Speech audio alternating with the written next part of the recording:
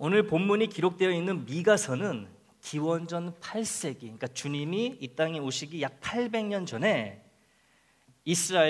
북이스라엘과 남유다의 이 도덕적, 영적 타락에 대해서 경고하기 위해 하나님이 미가 선지자를 통해서 기록하게 하신 말씀입니다.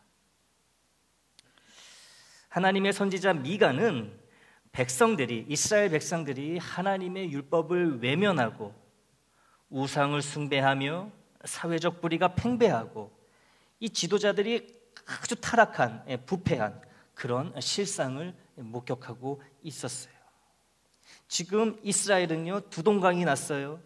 분단됐습니다. 마치 우리 한국처럼 위로는 북으로는 북이스라엘, 남으로는 남유다, 이렇게 한 나라가 두 동강이 났어요. 솔로몬 왕 이후로 이렇게 나라가 분단이 되어 있는 상황입니다. 이 미가서는 북이스라엘의 수도인 사마리아와 남유다의 수도인 예루살렘이 동시에 멸망하고 백성들이 이 바벨론이라는 강대국에 침략을 당해 백성들이 그쪽으로 유배를 당하는, 지금 이스라엘 백성들이 행하는 그 죄악 때문에 겪게 될 이 임박한 결과에 대해서 경고하고 있어요. 선지자 미가는 백성들이 하나님께로 돌아오고 하나님의 뜻에 따라 정의롭게 살 것을 격려하고 있습니다. 강력하게 권면하고 있어요. 경고하고 있는 거죠. 그러나 미가서는 희망과 구원의 메시지를 놓치지 않고 있습니다. 온 세상의 평화와 정의를 가져올 미래의 메시아 그리스도에 대한 비전을 제시하고 있어요. 미가는 이 미래에 올 만왕의 왕이 베들레헴에서 태어날 것이라고 예언하고 있는데요, 이 예언은 훗날 우리가 믿는 우리의 구세주가 되시는 예수 그리스도의 탄생으로 정확하게 완벽하게 성취가 됩니다. 그러니까 이 미가서가 구약 성경에 기록이 되어 포함이 된 거예요. 하나님 말씀대로 다 이루어졌기 때문에. 여러분, 하나였던 나라가 이렇게 두 동강이 났다면, 남과 북으로 나뉘어져 있다면 한쪽이라도 하나님 앞에 바로 서 있어야 하는데, 그래야 가망이 있는 거 아니겠습니까? 한쪽이라도 제대로 서 있어야. 이 남유다나 북이스라엘이나 똑같이 악한 죄를 지으며 하나님을 대적하고 있으니 보통 심각한 상황이 아니에요. 그래서 우리 한국이 이 북한과 지금 세계에서 유일하게 분단 국가가 우리나라밖에 없어요. 알고 계시나요? 한반도밖에 없어요.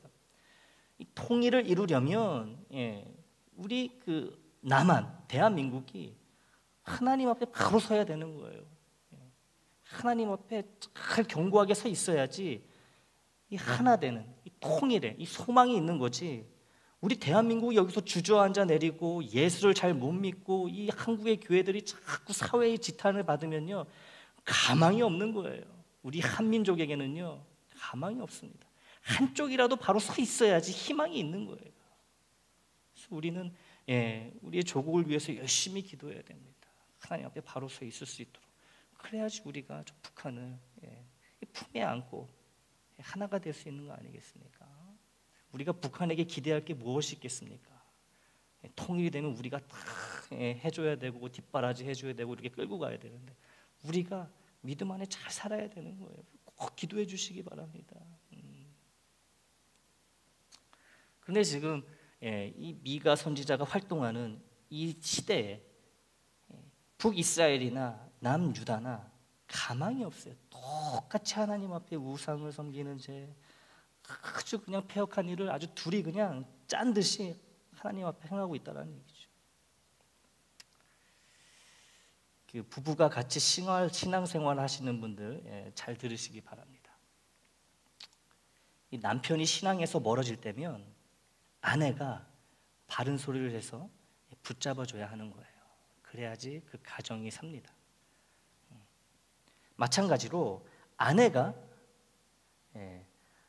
하나님이 원치 않으시는 그런 마음과 또 그런 행동을 할 때는 남편이 그 잘못된 걸 지적하고 바로 잡아줘야 가정이 사는 거예요. 그 초대교회에 악명 높은 부부가 있잖아요. 누구예요? 아나니아와 삽비라. 이 부부 아시지요?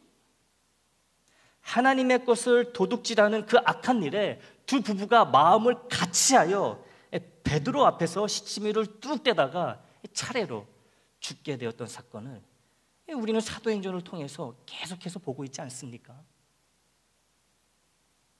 이 부부가요, 이 같은 믿음으로 함께 신앙생활하는 것이 복된 이유는요, 한쪽이 믿음에서 엇나가면 다른 한쪽이 급브레이크 제동을 해서 바른 길로 안내해 줄 수 있기 때문에 그런 거예요.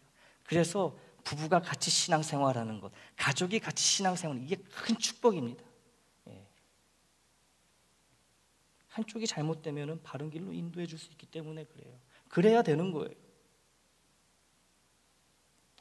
지금 부부로 이 자리에 앉아 계신 분들은 큰 축복을 받으신 분들입니다.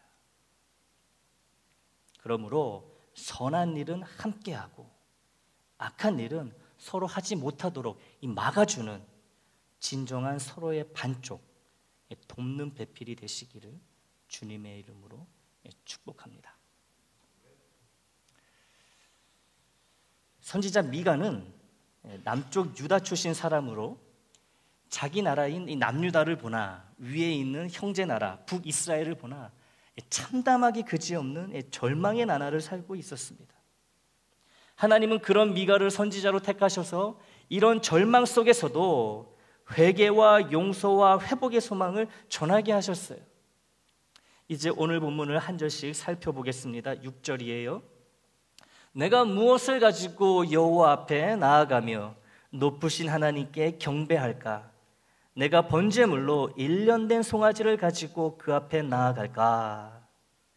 이 구절은 미가 선지자가 주님 앞에 나아가 주님이 받으실 만한 방법으로 예배할 수 있는 그 방법에 대해서 묻고 있어요. 그런 질문입니다. 그러나 이 질문, 1년 된 송아지를 번제물로 드려야 할까? 라는 이 질문은 우리 하나님께서 육질이 아주 야들야들하고 부드러운 어린 송아지를 제물로 받으시는 걸 좋아하실까? 아니면 다른 것을 제물로 원하실까? 이것을 묻는 질문이 아닙니다. 몰라서 묻는 질문이 아니에요. 미가는 이미 답을 알고 이런 질문을 합니다. 하나님께서 단순히 외형적인 경건의 표현에 만족하시는 분이 아니라 마음의 변화가 있는 그런 예배의 삶, 즉 경건하고 거룩한 삶을 원하신다는 분이라는 것을 강조하기 위해 이런 질문을 하는 거예요. 이런 질문. 7절입니다. 여호와께서 천천의 순양이나 만만의 강물 같은 기름을 기뻐하실까? 내 허물을 위하여 내 맏아들을 내 영혼의 죄로 말미암아 내 몸의 열매를 드릴까? 이 9절은, 이 7절은 물질적 재물, 특히 수천 마리의 숫양과 수만 갤런의 올리브 기름이 감람유가 하나님을 기쁘시게 하는 수단으로, 방법으로 받아들여질 수 있는지에 대한 질문으로 시작하고 있어요. 마찬가지로 미가가 이런 질문을 하는 이유는 이런 것들로는 하나님이 기쁘시게 받을 수 없다라는 것을 전제로 하고 있는 그런 질문이 됩니다. 그 수가 가치가 아무리 크더라도 이 재물에는 이 죄를 속죄하거나 하나님을 기쁘시게 하기에 충분하지 않다는 것이죠. 마음이 여전히 악하고 삶에 아무런 변화가 없는 그런 상태에서 드리는 예배와 재물은 하나님이 받지 않으시고 기뻐하지 않으신다는 거예요. 마음이 없는 예배, 하나님이 절대로 기쁘게 받으시지 않는다는 얘기예요. 아무리 점잔을 빼고 옷을 잘 차려입고 멋지게 하고 앉아 있어도 몸만 있지 마음은 딴 데가 있으면, 하나님께 집중하지 않고 말씀에 집중하지 않으면 그 예배는 실패한 예배가 되는 겁니다. 여러분, 예배에 실패하면 나머지도 다 실패할 수밖에 없어요. 예배가 우리 생활에, 우리 삶에 첫걸음이 되기 때문에 그렇죠. 그러니 하나님이 기뻐 받으시는 예배를 드리는 게 가장 중요하다고 할 수 있어요. 그런 다음 미가는 맏아들 장자를 자기 범죄에 대한 희생제물로 바치는 극단적인 예를 들어서 한 걸음 더 나아가고 있습니다. 사람을 제물로 바치는 것은 하나님의 율법을 명백히 위반하는 이 중대한 범죄라는 것을 미가가 알고 있으면서도 왜 아들을 하나님께 제물로 바친다는 이런 말을 하고 있는 걸까요? 아들, 자식은요, 딸도 마찬가지고 부모에게 가장 소중한 존재이죠. 존재. 어제 집에 이렇게 있는데 우리 현이가 킥킥거리는 거예요. 킥킥. 그러니까 아내가 애를 이렇게 엎어가지고 막 등을 치는 거예요. 애가 숨을 못 쉬고 킥킥거리는 거예요. 그러니까 저도 숨을 못 쉬겠더라고요. 아내도 사색이 돼가지고 계속 등을 두드리고 그러다가 킥하고 입에서 뭐가 나왔는데 뭐가 나왔게요? 깻잎. 이게 바닥에 떨어진 깻잎을 이렇게 뜯어가지고 입에 넣는데 크더라고요. 그게 삼키다가 걸린 거야. 저는 너무 놀랐는데 여러분 재미있으신가 봐요. 아니 애가 숨을 못 쉬니까 저도 숨이 막히는 것처럼 제가 어떻게 하지를 못하겠더라고요. 근데 아내가 침착하게 이렇게 해가지고 별 탈이 없었는데 그러니까 여러분 제가 왜 그 모습을 보면서 몸이 굳어가지고 아무것도 못하겠습니까? 자식이 귀하기 때문에 그런 거예요. 귀하기 때문에. 이 자식만큼 부모에게 귀한 존재가 어디 있습니까? 그렇죠? 그런데요, 자신에게 있는 가장 소중하고 값진 것, 바로 자식을 하나님께 제물로 바친다 해도 회개하는 마음이 없고 변화된 삶이 없다면 아무런 소용이 없다는 것을 강력하게 알려주기 위해 미가는 이런 질문을 하고 있는 거예요. 실제로 아들을 하나님께 제물로 바쳐야 된다, 이 이야기가 아닙니다. 내게 가장 소중한 것을 내 육신의 열매, 몸의 열매인 자녀를 하나님께 바친다 해도 내 마음에 변화가 없고 하나님을 사랑하는 마음이 없고 변화받고자 하는 마음이 없이 예배를 드리고 제물을 바친다면, 헌금을 한다면 아무런 소용이 없다는 얘기예요.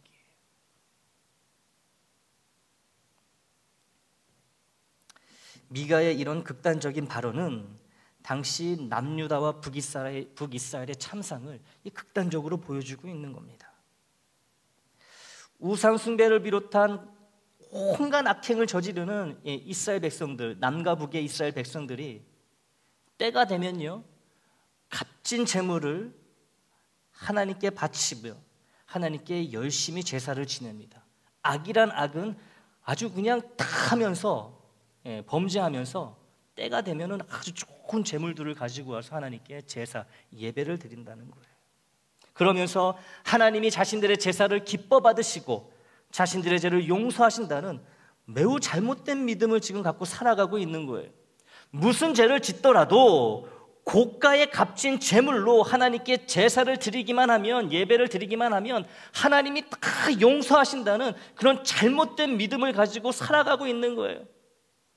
그러니 제사를 드리기 전에도 죄를 짓고 제사를 드리고 난 뒤에도 죄를 계속 짓는 거예요. 왜요? 제사만 지내면, 좋은 제물만 드리면 하나님이 다 받으시고 용서하신다는 잘못된 믿음을 가지고 있었기 때문이에요. 하고 싶은 대로 죄를 짓고 마음껏 죄를 짓습니다. 그래도 상관없어요. 아무 걱정 없습니다. 하나님께 섭섭치 않은 제물을 드리면 1년 된 송아지를 드리고 수십 마리 수백 마리의 그 양을 드리고 그 감람류, 그 비싼 그 기름도 갖다 드리고 그러면 하나님이 기뻐하시고 그거면 됐다라고, 그런 아주 잘못된 믿음, 그런 마음을 갖고 있었다는 거예요. 교회 여러분, 제사, 즉 예배는요, 나의 죄에 대한 면죄부가 될 수 없습니다. 예배 참석하는 것이 나의 모든 죄를 자동으로 용서해주는 면죄부가 될 수 없다는 거예요. 한 주간 열심히 죄를 짓고 살아가도 된다는 면죄부가 되어서는 안 된다는 거죠. 내가 월요일부터 토요일까지 정말 하고 싶은 대로 악을 짓고 살아도 괜찮아. 왜? 나는 주일에 교회 가서 예배 드리면 되니까. 이러면 안 된다는 거예요.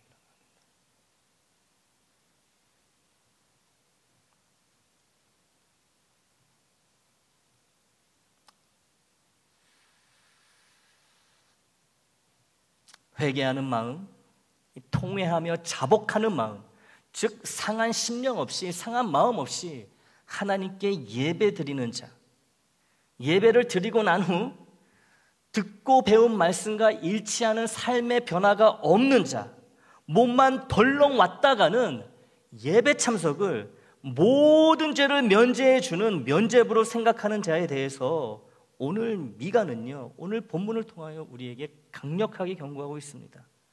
잘못된 거라고. 결국 7절 말씀은 하나님은 외적인 예배가 아닌 회개와 통회하는 마음을 원하신다는, 그러한 마음을 가진 자들의 예배를 받으신다는 아주 중요한 진리를 우리에게 전하고 있는 거예요. 하나님은 마음에서 우러나오는 예배를 기뻐 받으시고 마음에서 우러나오는 회개를 용서해 주시며 그 회개의 마음이 드러나는 보여지는 이 변화된 삶의 모습을 기뻐하시고 인정하신다는 거죠. 이것이 믿음으로 드리는 예배입니다.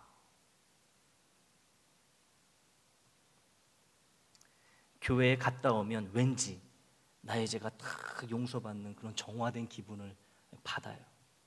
그래서 주일에, 일요일 아침에 별로 할 일도 없는데 오랜만에 사람들 얼굴이나 보고 밥이나 먹으려고 이 자리에 앉아있는 분이 계시다면 이런 생각을 빨리 고치시기 바랍니다.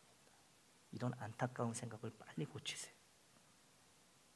예배는, 이 자리는 늘 상한 심령, 회개하고 통회하며 자복하는 마음으로 하나님께 드려야 하는 거룩한 예식이고, 마음이 변화되고 변화된 마음으로 살아가는 것을 다짐하는 것이 지금 이 예배의 목적이라는 것을 우리는 늘 바로 깨달아야 합니다. 그런데 이것과 무관하게 몸만 와서 대충 찬양 부르고 말씀 시간에는 딴 생각하고 남들 다 하는 헌금 안 하자니 눈치 보여서 점심밥값 내는 셈 치고 아까운 마음 들지 않을 정도로 적당히 헌금하고 이래 놓고서는 나는 오늘도 교회 갔다 왔으니 나는 아무런 문제가 없는 사람이야, 나는 괜찮고 훌륭한 사람이야, 하나님이 나 같은 사람을 축복하지 않으시면 누굴 축복하시겠어, 이렇게 생각한다면 큰 착각이라는 거죠. 위험한 착각이에요. 재미삼아, 심심해서, 애나임 한인장로교회 밥이 맛있으니까 그냥 룰루랄라 이렇게 오면 안 된다는 거예요. 그래 놓고서는 나는 그리스도인이다, 나는 구원받아서 나는 천국 간다, 큰 착각일 수 있다는 거예요. 예배를 드리는 태도만 봐도요, 저분이 하나님을 어떻게 생각하고 있는지 단번에 보인다는 거예요.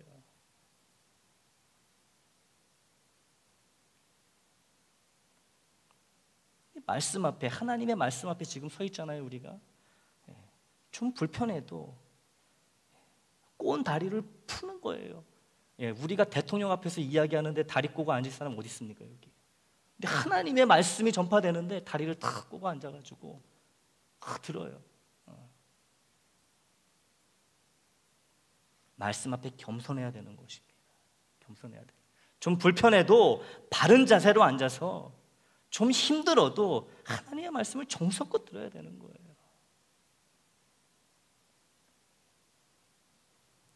회개하는 심령이 없는 예배, 마음의 변화와 삶의 변화에 다짐이 없는 예배, 이러한 예배를 드리지 않고 몸만 왔다 가고 구색이나 맞추는 신앙생활은 하나님께 아무런 영광이 되지 않고 본인에게도 아무런 유익이 되지 않아요. 이걸 알아야 돼요.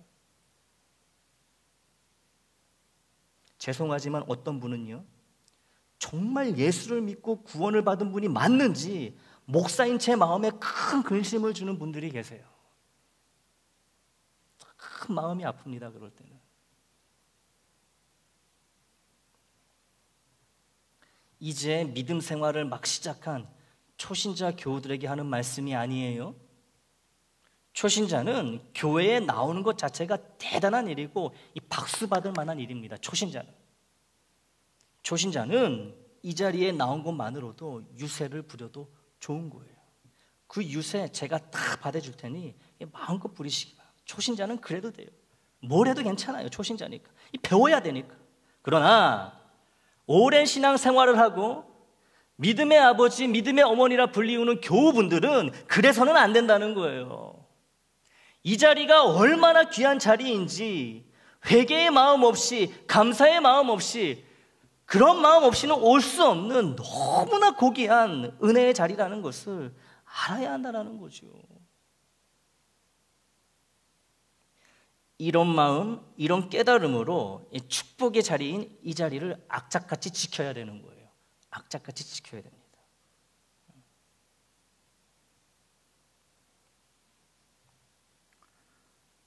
회개의 마음, 감사의 마음, 겸손한 마음으로 이 예배 자리를 잘 지키고 변화된 삶, 거룩한 삶을 산 사람은 주님 앞에 서게 될 때 이로 인해 큰 칭찬과 상을 받게 될 것입니다. 하나님 보고 계세요. 예배 하나하나 어떻게 드렸는지 매 순간 불꽃 같은 눈으로 보고 계신다라는 거예요. 예배를 회개하는 마음으로, 변화된 마음으로 열심히 드리는 자는 큰 상을 받게 되어 있어요. 그러지 못한 자는 책망밖에 더 받겠습니까?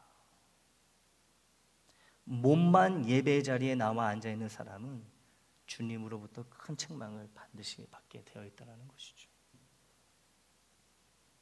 이렇게 오랜 세월 신앙생활 했는데요, 주님께 칭찬보다 책망을 더 받아서는 안 되겠지요. 안 되겠죠. 오늘 본문 8절 말씀을 보겠습니다. 사람아, 주께서 선한 것이 무엇임을 내게 보이셨나니 여호와께서 내게 구하시는 것은 오직 정의를 행하며 인자를 사랑하며 겸손하게 내 하나님과 함께 행하는 것이 아니냐. 아멘. 이 8절 말씀은요, 하나님께서 그의 백성에게 무엇이 선하고 옳은 일인지 이미 분명히 알려주셨다는 것을 인정하는 것으로부터 시작하고 있습니다. 그런 다음 하나님이 우리에게 무엇을 요구하시는지에 대한 답이 이어지고 있어요. 주어진 답은 세 가지입니다. 첫 번째, 정의롭게 행하는 거예요. 여기에는 다른 사람을 공정하고 공평하게 대하고 잘못된 일이 있을 때 바로 잡으려는 그런 노력이 포함되어 있는 것입니다. 이게 정의로운 행동이에요. 하나님께서는 하나님의 백성인 자녀인 우리가 다른 이들을 대할 때 공의롭고 의롭게 하나님의 말씀에 따라 행동하기를 원하고 계신다는 거예요. 하나님이 이걸 원하신다는 거죠. 하나님이 우리에게 원하시는 두 번째는 자비를 사랑하는 것, 자비의 행위입니다. 나의 자비를 받을 자격이 없는 사람일지라도 그 사람에게 친절과 동정심, 용서를 베푸는 것을 이야기하는 거예요.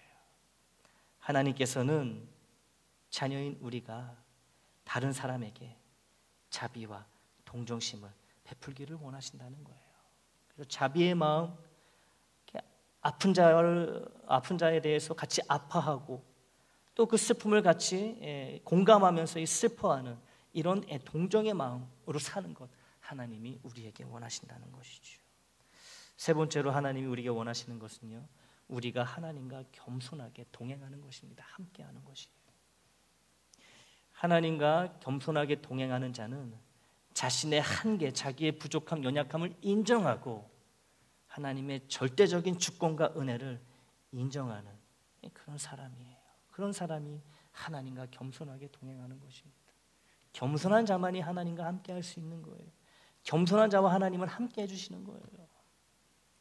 하나님은 하나님의 자녀인 우리가 하나님 앞에서 겸손하고 거룩하게 행하기를 원하신다는 것이죠. 이 세 가지 답을 종합하면 하나님이 우리에게 원하시는 것이 무엇인지 요약이 됩니다. 바로 이 외적인 경건이나 희생의 행위가 아니라, 제사의 예배의 행위가 아니라 마음의 변화와 변화된 삶이 우선되어야 한다는 것이에요. 그런 예배를 드려야 된다는 거예요.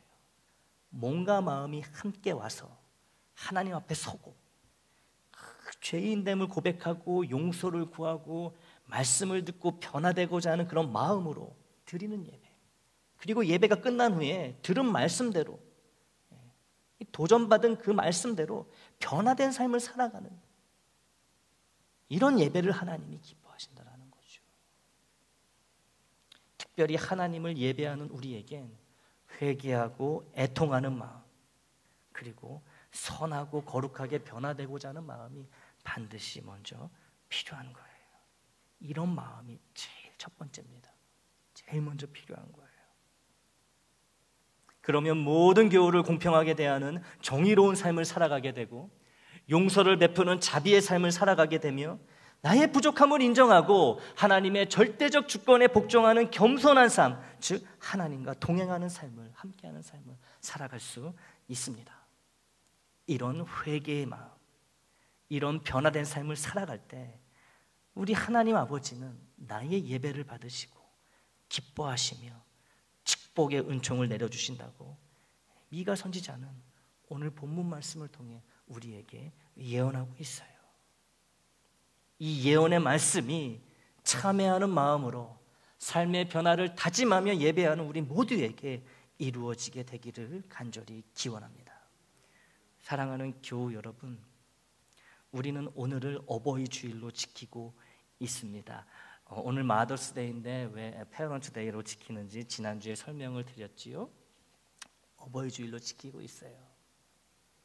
우리의 어버이는 하나님이십니다. 나이가 우리 교회도 제일 많은 우리 윤희식 권사님이나 제일 어린 현이나 참 어버이는 우리 하나님이신 거예요. 우리는 다 똑같이 한 분 하나님을 아버지로 모시고 있는 거예요. 그래서 이 어버이 주일에 우리가 제일 먼저 기억해야 될 분은 육신의 부모는요, 두 번째예요. 첫 번째는 항상 나에게 생명을 주신 하나님 아버지라는 거죠. 하나님 아버지. 이 어버이 주일에 우리를 향한 하나님의 사랑을 기억하고 고백하며 감사하는 것 중요합니다. 그러나 하나님께 효도하는 우리 애장은 하나님의 사랑을 기억하고 고백하며 감사하는 것만으로는 부족하다라는 거예요. 이래서는요, 효도하는 애장이 될 수 없어요. 이 정도 해가지고는. 이거는 다른 교회에서도 다 하는 거예요. 우리는 좀 특별해야 되지 않겠습니까? 효도는 여기서 한 발짝 더 전진해 나가야 되는 거예요. 그래서 하나님께 효도하는 우리 애장은 하나님의 사랑을 기억하고 고백하며 감사하는 것을 뛰어넘어 하나님이 원하시는 것이 무엇인지 바로 알고 그대로 행해야 합니다. 이것이 효도인 거예요. 하나님의 마음을 바로 알고 바로 안 하나님의 마음 그대로 살아가는 것, 이게 효도라는 거죠.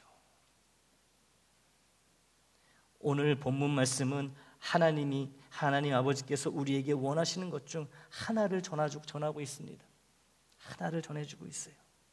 몸만 왔다 가는 예배, 형식적인 예배, 남들이 그렇게 하니까 그냥 모양만 똑같이 흉내내는 그런 가식적이고 위선적인 껍데기뿐인 예배가 아니라 늘 회개하는 마음과 용서받고자 하는 그 간절한 마음과 또 변화되고자 하는 마음으로 하나님께 정성스러운 예배를 올려드리고, 예배가 끝난 후에는 받은 말씀대로 변화된 삶을 살아갈 때 독생자 예수 그리스도의 생명과 나의 생명을 맞바꾸신 놀라운 사랑의 하나님, 능력의 하나님, 위로와 소망의 하나님을 더욱 깊고 친밀히 알아가게 되고 하나님 아버지의 마음을 시원하게 해드리는, 기쁘시게 해드리는 효자, 효녀가 될 수 있다는 것입니다.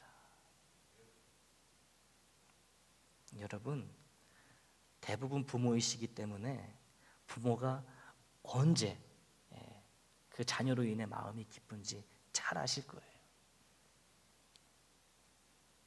언제 자녀로 인해 마음이 가장 기쁘실까요? 언제지요? 내 자녀가 내가 원하는 것을 정확히 알고 내 마음을 알고 그대로 해주려고 애쓸 때, 노력할 때, 그때 부모인 우리의 마음에 이 기쁨이 깃드는 것 아니겠습니까? 싹 들어오잖아요, 그 기쁨이. 그래도 내가 이 자식을 잘 낳았다, 그런 거 아니겠습니까? 내 마음을, 부모인 내 마음을 조금이라도 알아줄 때, 그 마음대로 하려고 막 애쓸 때에 기쁘잖아요. 솔직히 부모가 자녀에게 바라는 게 이것 말고 뭐 더 있겠습니까? 비록 부모가 원하고 바라는 것을 자식에게 다 주지 못할지라도 괜찮잖아요. 왜요? 내 마음을 알아주는 것만으로도 이미 나는 부모로서 기쁘잖아요. 기쁜 거예요. 자식이 내 마음만 알아줘도. 그리고 그 마음을 맞춰주려고 막 이렇게 애쓰는 걸 보면은 그게 제대로 되든 안 되든 일단 기쁘지 않습니까? 안 돼도 기쁘잖아요. 자식이 좀 미흡하더라도. 하나님의 경우도 마찬가지라는 거예요. 우리 하나님 아버지의 경우도. 우리가 하나님의 마음을 정확히 알아들이기만 해도 하나님의 마음은 이미 큰 기쁨으로 막 차오른다는 거예요. 우리가 하나님의 마음을 알아도. 그러나 육신의 부모와 하나님 아버지 사이에 큰 차이점이 있습니다. 육신의 부모는요, 자식을 돕는데 한계가 있어요. 부모가 나이가 들어가고 늙어갈수록 이 한계는 점점 더 커집니다. 자식에게 해줄 게 점점 더 사라지잖아요. 없어지잖아요. 그런데 이런 육신의 부모와 달리 우리 하나님 아버지께는 이런 한계가 없다는 거예요. 한계가 없습니다. 내가 하나님의 마음을 알고 하나님의 마음에 맞게 무언가를 하려 하지만 내 힘으로 도저히 하나님의 마음에 드는 생각과 말과 행동을 할 수 없을 때 연약한 인간의 부모와 달리 하나님 아버지는 나의 그런 연약함과 부족함을 도우시고 채우셔서 결국엔 하나님의 마음을 기쁘시게 하는 생각과 말과 행동을 할 수 있도록 도우시고 이끄신다는 거예요. 그러니 우리 하나님 아버지가 만만세죠. 만만세. 육신의 부모는 자식의 효도를 도울 수 없습니다. 그래서 육신의 부모에 대한 자식의 효도는 늘 아쉬움으로 끝나기 쉬워요. 하지만 하나님 아버지에 대한 우리의 효도는 아쉬움으로 끝나는 것이 아니라 기쁨으로 마무리될 수 있다는 거예요. 왜요? 하나님을 향한 우리의 효도조차 전능하신 하나님께서 완벽하게 도와주실 수 있기 때문입니다. 우리에게 필요한 건 하나님을 기쁘시게 해드리고자 하는 그 마음, 이 마음 하나면 충분하다라는 거예요. 하나님의 기쁨을 위한 진실된 마음만 있다면 나머지는 하나님이 알아서 우리를 끝까지 도와주신다는 거예요. 하나님을 잘 효도할 수 있도록 하나님이 능력으로 도와주신다는 거죠. 앞으로는 예배의 자리로 나올 때 하나님을 기쁘시게 해드리고자 하는 진실된 마음, 즉 죄를 회개하는 마음, 용서를 구하는 마음, 변화받고자 하는 마음으로 여러분의 이 자리를 확실하게 지키시기를 바랍니다. 여러분 자리가 있잖아요. 늘 앉는데 앉으시잖아요. 내 자리잖아요. 여러분 교회 왔는데 그 자리에 제가 앉아 있어 봐요. 얼마나 불쾌하시겠어요. 목사님이 내 자리 뺏어갔다고. 나 어디서 예배 드리냐고. 아니 자리가 많은데도 그 자리에 제가 앉아 있으면, 누가 앉아 있으면은 자리가 없는 것처럼 그러잖아요. 이 열심이 정말 하나님 앞에 하나님이 기뻐 받으시는, 그러니까 몸만 왔다 가는, 자리에 앉았다 가는 예배가 아니라 마음도 같이 와가지고 정말 하나님의 말씀을 사모하고 나의 죄를 회개하고 용서받고자 하는 마음, 말씀대로 변화받고자 하는 그런 마음으로 이 몸이 함께 와서 이 자리를 지켜야 되는 거예요. 그 자리를 정말 여러분 사랑하셔야 됩니다. 그 이름표 붙여놓지도 않았는데 다 여러분 자리 다 알아서 이렇게 앉으시잖아요. 자리에 대한 애착이 있다는 건데 우리가 이제는 항상 마음도 같이 와야 된다는 거예요. 예배 자리로 나올 때. 그래서 이 자리를 여러분이 주일날 예배를 안 나오면 그 자리는 비게 돼 있어요. 누가 와서 앉지 않습니다. 그러니 특별한 일이 없으면은 항상 그 자리를 지키세요. 지키시고 불가피하게 사정이 있어서 그 자리를 비우게 되면은 얘기를 해주세요. 얘기를 해주세요. 안타까운 마음에 내가 그 자리 지켜야 되는데 그 자리가 복받는 자리인데 내가 이래서 저래 가지고 이번 주는 못 나가게 됐어요. 저한테 얘기하셔도 되고 우리 장로님들한테 얘기하셔도 되고 그 자리에 대한 그런 애정이 이렇게 아름답게 이렇게 표현이 돼야 되는 거예요. 표현이 돼야 된다. 자기 자리를 책임을 져야 되는 거예요. 그러나 뭐라고요? 항상 마음, 하나님을 향한 마음으로 같이 와야 된다. 같이 와야 된다. 이런 마음으로 드리는 우리의 예배는 하나님께 영광을 올려드리면서 동시에 하나님께, 우리 아버지 하나님께 효도하는 예배가 될 것입니다. 하나님께 효도의 예배를 올리는 자는 예배 이후의 삶 속에서도 하나님의 마음을 기쁘시게 하여 하나님께 효도하는 말씀의 삶, 순종의 삶, 변화의 삶을 살아가도록 하나님이 도우시고 축복해 주신다는 거예요.